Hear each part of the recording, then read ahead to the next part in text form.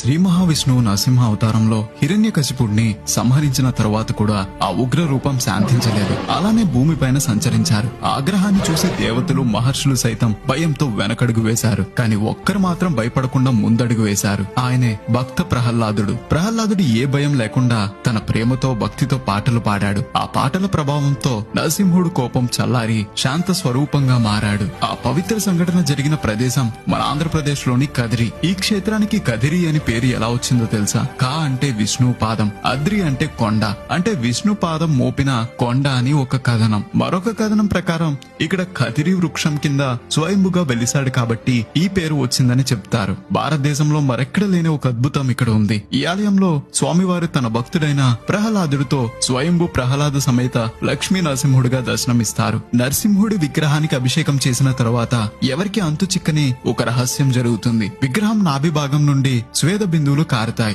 వందలాది సంవత్సరాల నుండి ఈ అద్భుతం జరుగుతూనే ఉంది. ఇది కేవలం ఒక ఆలయం కాదు, అద్భుతాల నిలయం. ఈ ఆలయం అనంతపురం నుండి 100 కిలోమీటర్ల దూరంలో ఉన్న కదిరిలో ఉంటుంది.